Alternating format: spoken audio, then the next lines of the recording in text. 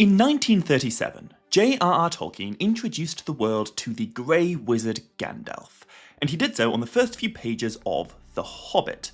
In his earliest appearance, Gandalf shows up on Bilbo Baggins' doorstep, and the narrator tells us this about him. Gandalf. If you had heard only a quarter of what I have heard about him, and I have only heard very little of what there is to hear, you would be prepared for any sort of remarkable tale. Now, I suppose I could try and explain some of those remarkable tales that come after this scene, but honestly, what would be the point? We all know what Gandalf gets up to after recruiting Bilbo to be his burglar. That's the plot of The Hobbit and then The Lord of the Rings. But who was he before? What had this wizard already achieved prior to the stories we're all familiar with? What are Gandalf's origins?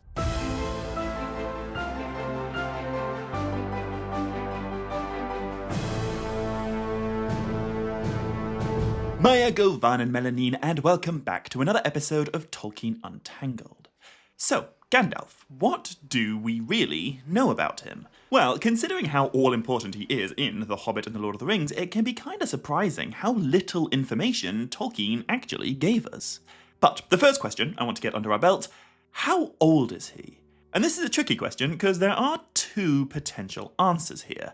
On the one hand, despite his iconic white beard and his description as an old man stooped with age, by Middle-earth standards, Gandalf is actually surprisingly young.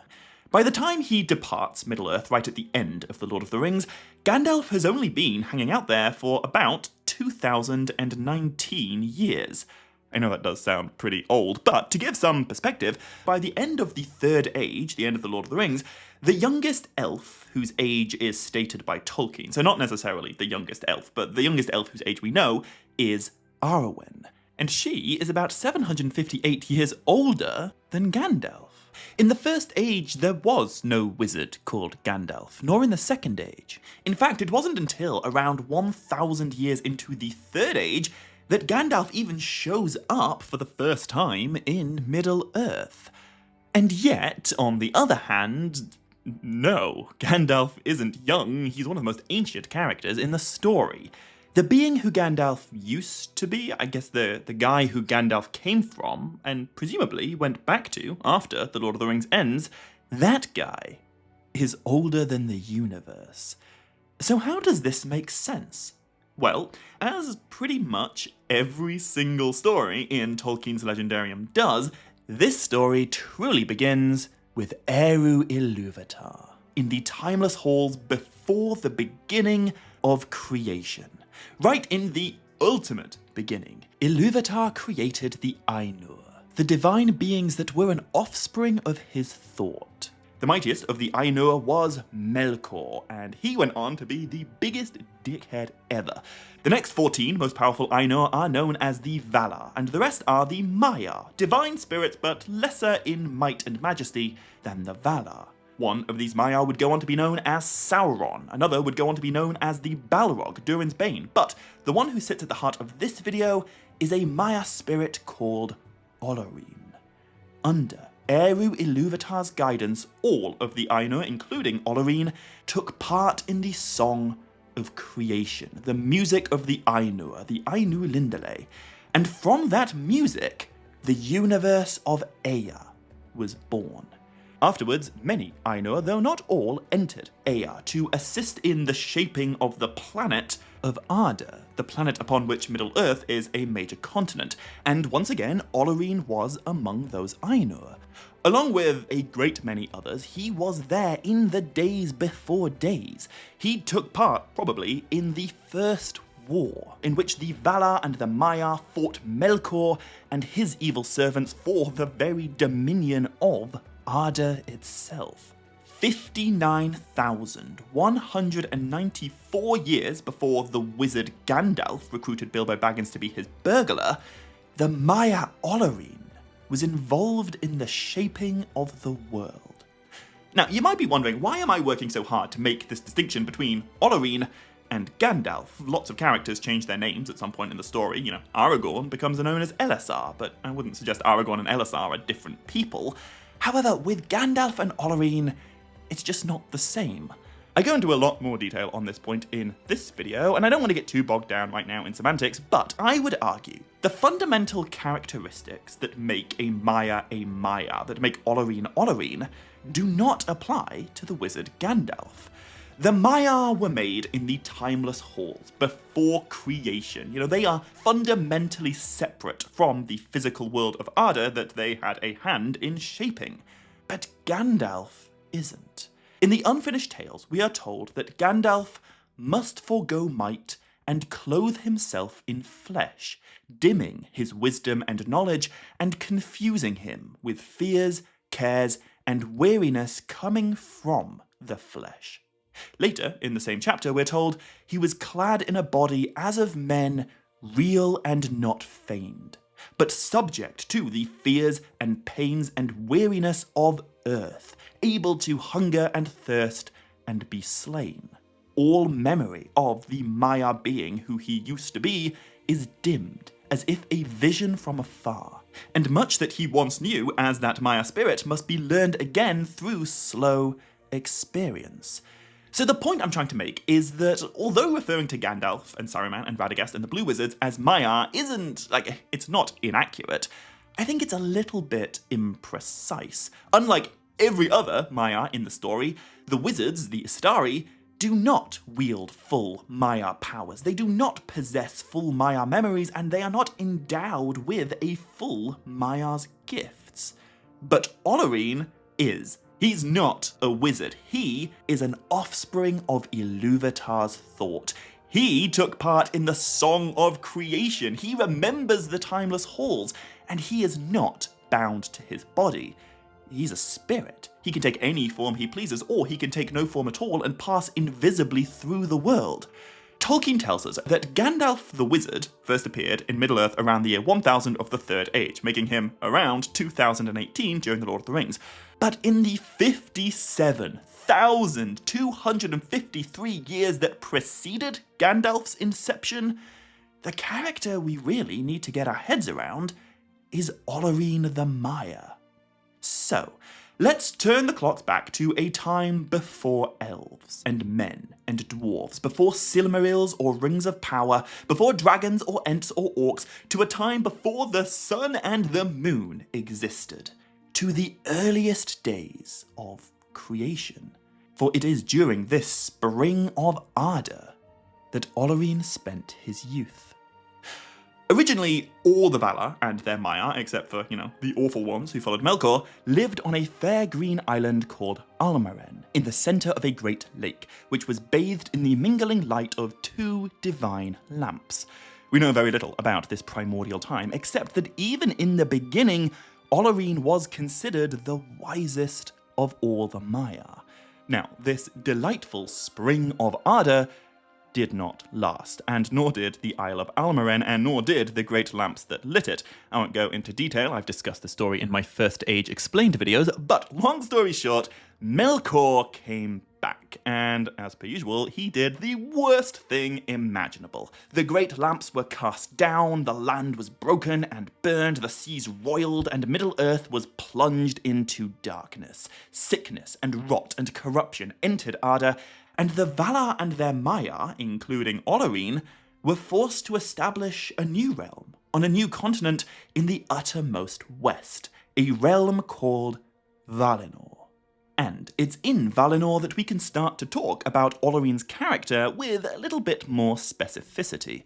You see, most of the Maya, if not all, are associated with a Valar, who they sort of identify with and study under. For example, Sauron, the great craftsman, was a pupil of Aule, the Valar of crafting. And there's another guy, Osse, who is the Lord of Storms and Coastal Waters, and he serves the Valar Ulmo, who is the Lord of Oceans and Water in general.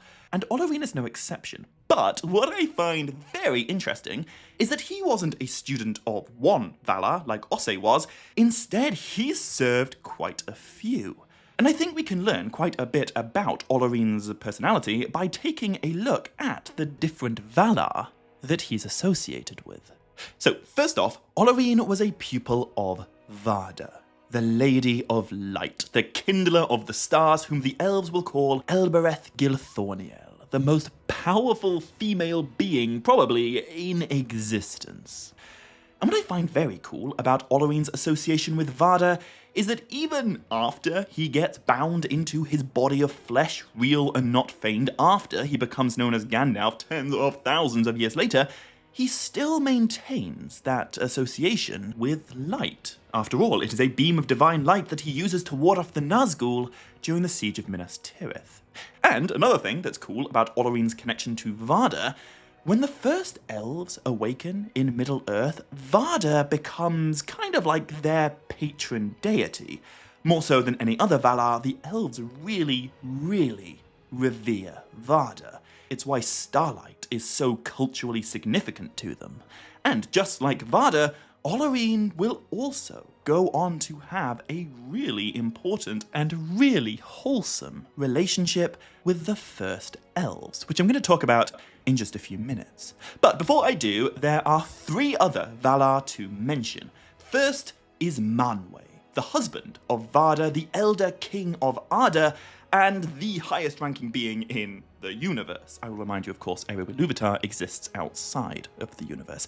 Now, I don't think there's a huge amount to say about Ollorine's association with Manwë, except that A, I think it speaks volumes about the content of Ollorine's character, that the ultimate authority in Arda considers him a friend and associate, and B, among Manwë's other servants are the great eagles, to whom Manwë taught the powers of speech. As you know, Gandalf's going to go on to have a very important relationship with the Great Eagles, both during The Hobbit and during The Lord of the Rings. And I think it's very cool to think that way back in the day, rather the days before days, Gwaihir the Windlord and his ancestors, the other Great Eagles, were servants of the same guy Ollorine was serving. Gandalf wouldn't remember those days, but Gwaihir might. Maybe, while he's carrying Gandalf all around Middle-earth during The Lord of the Rings, he remembers Ollorine as he used to be, a Maiar servant of Arda's elder king. However, although Vardar and Manwë are epic, it's actually the other 2 Valar mentors who I think illuminate a little bit more of Ollorine's personality. So, one of my favourite Valar is a guy called Irmo, the master of sleep and dreams and visions. And unlike Manwë and Vardar, 2 of the most powerful beings in the universe after Melkor, Irmo is a little bit more, I guess, low-key. He doesn't have a hugely important role in the story, but he does dwell in arguably the nicest place in all of Arda. And it was this location that Ollorine once called home, the Garden of Lorien. Now, this Garden of Lorien is not to be confused with Lothlorien in Middle-earth. We're still in the realm of Valinor right now, but it is this divinely beautiful garden that Galadriel's woodland country will one day take inspiration from. And Ollorine is not the only Maiar who lives in this garden of silver willows and flowers and lakes. Presumably, there are quite a few, but one in particular is very important in the early parts of Ollorine's story, potentially the second wisest Maiar in all of creation, a lady called Melian. If you've seen some of my First Age videos, or if you're already just familiar with the Silmarillion, then you will know how awesome Melian the Maiar is. And you know she's going to go on to do some really important things in Middle-earth. But right now, in the early days of Valinor, she dwelt alongside Ollorine in Irmo's Garden of Lorien, where she taught the nightingales how to sing, and she became known as the most beautiful, wise, and skilled enchantress among all the people of Irmo. Now, I'll come back to Melian as well in a couple of minutes, but just before I do, I've got to talk about the 4th, and in my mind, most important Valar that Ollorine is associated with. And she is Irmo's sister, the Lady of Mercy, and Compassion, and Sorrow, and Quiet Courage, and Pity, the Lady Nienna. Are there any better ways to describe Gandalf than merciful, compassionate, a healer of sorrows, a kindler of courage, and a champion of pity? Varda and Manwë and Irmo all help to shape Olorine into what we know he's destined to become, but it is Nienna's teachings that I think truly define him. I mean, she's even known for wearing grey. I really do think it's impossible to understand either Olorine or Gandalf without first understanding Nienna and the values that she imparted into him. To use Tolkien's own words, Olorine's ways took him often to the house of Nienna, and of her he learned pity and patience. In tens of thousands of years' time, Gandalf will recognize that sense of pity in Bilbo Baggins, and in Frodo Baggins, and in Samwise Gamgee. And because all three of those hobbits will go on to face the treachery of Gollum with pity, the One Ring is ultimately destroyed, and Middle-earth is ultimately saved from the Dark Lord's dominion. But in order to continue the story, we're going to have to move forward in time a little bit, and we're also going to have to switch locations. You see, while the Valar and the Maiar were building their blessed realm of Valinor in the uttermost west, far, far, far to the east, in the dark lands of Middle-earth, the very first elves suddenly came into the world. 43,598 years after the creation of Arda, although still 15,000 years before The Lord of the Rings, Eru Ilúvatar awoke the first 144 elves at a place called Cuir-Viennen, and according to Tolkien's letter 131, this marks the dawn of the First Age. Now, again, I won't go into detail on the earliest parts of Elvish history, it's a long story, and I've talked about it before, but I will say, right in the beginning, the elves did not have the best time. Remember, the Valar and the good Maiar are all the way away in Valinor. Middle-earth is the dominion of Melkor and his evil Maiar. Some of the first elves were captured by the Dark Lord, tortured, and presumably corrupted into the very first orcs. By the time the powers of the West became aware that they even existed, many elves were really quite traumatized by Melkor's interference. And so the Valar and their Maiar launched a war against the forces of evil, and it is remembered as the War for the Sake of the Elves. Did Olorine fight in this war? Well, we just don't know. There's no evidence to believe he didn't, but there's also no evidence to suggest he did. We simply aren't ever told. However, what we do know is that this war ended in victory for the good guys. Melkor's armies were crushed, his mightiest fortress was laid bare, and he was wrapped in chains to be carried away to Valinor as a prisoner. Now, if you know the plot of the Silmarillion, you know what happens next, but I'm going to keep the focus of this video on Cuir-Viennen and what's going on with Olorine. Because, although the Silmarillion has almost nothing to say about Olorine, there is one fascinating sentence that sheds quite a bit of light on what he was getting up to in this period. Perhaps due to his affinity for Varda, for Elbereth Gilthorniel, or perhaps due to the pity he learned from Nienna, or perhaps because he's just, I don't know, a nice guy, Olorine loved the elves. And during their early days in Cuir-Viennen, he walked among them unseen, or sometimes in the form of an elf himself. He mingled with the first elves, and although they did not know it, he put into their hearts fair visions and promptings of wisdom. Back in the beginning of elvish history, Olorine was there, inspiring them, enhancing them, and teaching them. 15,000 years before any elf called him Mithrandir, Olorine was already their friend. He ennobled them, he guided them, and he loved them. Tolkien tells us, in later days, he was a friend to all the children of Ilúvatar, that's elves and men, and also kinda dwarves, and he took pity on their sorrows, and those who listened to him awoke from despair and put away imaginations of darkness. How awesome is that? Gandalf is a major player towards the end of Middle-earth's story, and yet towards the beginning of it, Olorine was doing very similar work, protecting and guiding and enriching the enemies of the Dark Lord. Now, if I were making this video a few years ago, that would be pretty much everything I have to say about Olorine's time with the first elves at Cuiviénen, and that's everything we're told in the Silmarillion.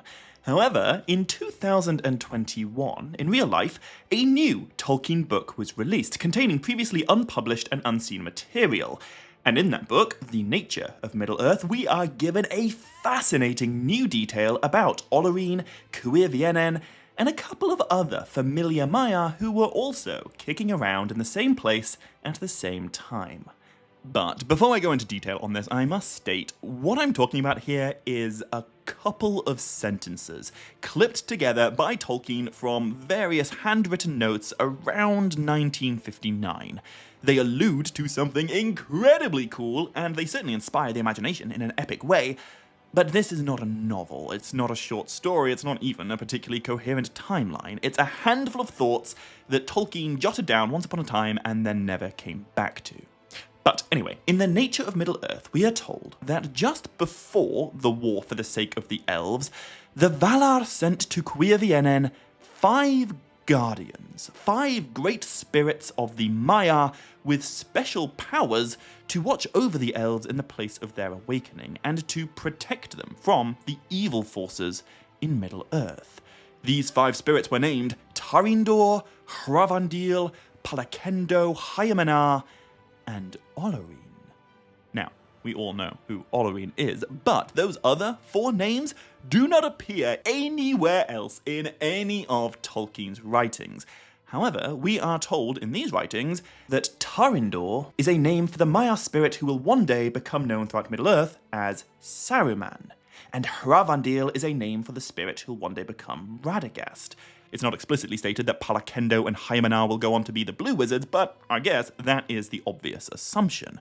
So isn't that intriguing? Tens of thousands of years before the 5 wizards, the 5 Istari, would arrive in Middle-earth to guide the Free Peoples in their struggles against Sauron in the Third Age, 5 guardians were sent to Cuiviénen to protect the first elves from the evil of Melkor.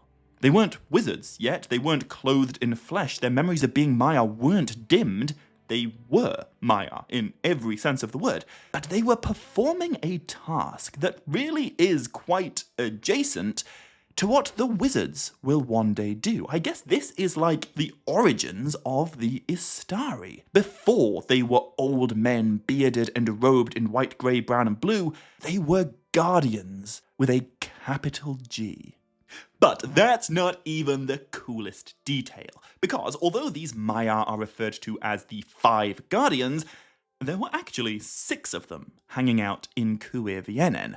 Contrary, though, to what you may expect, neither Tarindoor nor Olorine, neither Saruman nor Gandalf were the chieftain of these Guardians.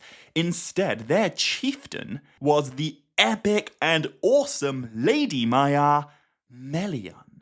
Throughout the First Age, Melian's gonna go on to have a more intimate relationship with elves than any other Maiar by far. She's gonna marry an elf. She's gonna be the queen of an elven kingdom. She's gonna be the mother of the super elf Luthien Tinuviel, and she's gonna be the mentor who teaches Galadriel pretty much everything she knows. But long before any of that happened, Melian was the leader of the Guardians at Cuiviénen. They almost certainly wouldn't remember it all those thousands of years later, but there was a time when Saruman, Gandalf, and Radagast's original forms all acted under the instruction of their chieftain, Melian. However, as fascinating as this is to think about, unfortunately, that is all the information we're given on this, and the next time Olorine shows up in the story is about 15,000 years later. Actually, for the sake of giving a full account and not, missing out details, there is one story in the Unfinished Tales where we're told that it was Olorine who first gave Galadriel the Elessar, that's the elf stone that she will eventually give to Aragorn as he departs Lothlorien with the Fellowship of the Ring. However, that story is then followed by another totally contradictory story where we're told that no, actually it wasn't Olorine, it was Celebrimbor, the Second Age ringmaker, who crafted the Alystraea and gave it to Galadriel. And in my mind, just personally, I think that version of the story makes a lot more sense and does a better job at serving the characters. But there is a version where it isn't Celebrimbor, it is Olorine. Anyway, I guess the next thing to say about Olorine that's not controversial takes place about 1,000 years after Isildur cut the ring from Sauron's finger in the War of the Last Alliance. By around 1,000 years into the Third Age, Sauron was rising again, a necromancer in the east. So, in the uttermost west in Valinor, the Valar decided Middle-earth needed new guardians, and the 5 Maiar who were chosen for this task were the same 5 Maiar who Melian led east way back at the time of the First Elves: Olorine, Curamo, Iowendil, Alatar, and Palando, soon to be known as Gandalf, Saruman, Radagast, and the Blue Wizards. What I find really interesting, though, is that Olorine did not volunteer for this task. In fact, at first, he really didn't want to do it, for Olorine feared Sauron. But the elder king Manwë and his queen Vada, the Lady of Light, believed that Olorine's humility and his compassion and his emphasis on pity and mercy and quiet courage in the face of sorrow was exactly why he should be chosen, for those are the means by which Sauron will be overthrown. So, at around the same time that Gondor was coming to the end of its golden age, and just before the North Kingdom of Arnor began its wars with the Witch King of Angmar, Olorine was clothed in flesh, bound in a body real and not feigned, and set on a ship heading for Middle-earth. He arrived at the Grey Havens, the last of the wizards to do so, and there he met my joint favourite elf of all time, Círdan the Shipwright. Tolkien tells us Círdan saw further and deeper than any other in Middle-earth, and he recognised that this old man, robed in grey, was the worthiest of all the Astari, despite being the final one to arrive, and despite being the most humble to look upon. And so, Círdan the Shipwright took off his ring of power, Naya, the elvish ring of fire, and he gifted it to the Grey Wanderer. And for the rest of Gandalf's time in Middle-earth, he kept safe and kept secret Círdan's ancient ring. He became a sort of strictly confidential ring-bearer. However, despite how all-important Gandalf is in The Lord of the Rings and The Hobbit, his actions in Middle-earth before those stories begin is still surprisingly sparse. If he played a role in the wars against the Witch King of Angmar, we don't know anything about it. If he was a significant player in Gondor during the time of the kings, again, we're not told about it. All we can say for certain is that the Grey Wizard wandered far into the north, west, and south, but into the east he did not go. And unlike either Saruman or Radagast, he never settled in any one place. He befriended elves and became known to them as Mithrandir, which literally just means the Grey Pilgrim. He befriended dwarves and became known to them as Tharkun, and among the men of the north he became known as Gandalf. After his first 100 years in Middle-earth, Gandalf discovered that something evil was arising in Mirkwood, specifically in the fortress of Dol Guldur. Some people thought that maybe a Nazgul had returned, but Gandalf was unconvinced. He suspected that this so-called necromancer might in fact be something even more sinister. Now, the story of the necromancer is what I'm going to talk about in the next video, so I'm not going to go into too much detail right now. But the next time Gandalf shows up in the Middle-earth historical record is almost 1,000 years later. What he was doing for those 1,000 years is a mystery, but by the year 2063 of the Third Age, Gandalf finally bit the bullet and ventured into Dol Guldur all by himself. And when he did, the necromancer fled before him and vanished. What followed was a period known as the Watchful Peace, and it was during this time that the White Council was formed. Galadriel, one of its key members, wanted Gandalf to be the council's leader, but he refused, for he preferred independence and he didn't want to be bound to any particular location. And so, instead, Saruman became the leader. In the years that followed, Gandalf kept on wandering, and at some point he became the first of the wizards to encounter this secretive and mysterious race called Hobbits. He visited their country of the Shire many times and befriended a great many of its people. In the year 2758, during the long winter that devastated great swathes of Middle-earth, Gandalf stayed with the Hobbits and he helped them survive. This winter was followed by a famine and many Hobbits died in those days of dearth, but due in part to Gandalf's intervention, they did not go extinct. And we're explicitly told it was during these hard times that Gandalf began to greatly admire hobbits, for he recognized the pity with which they treated one another, the quiet courage they embodied during their days of sorrow, and the humility that they held in their hearts.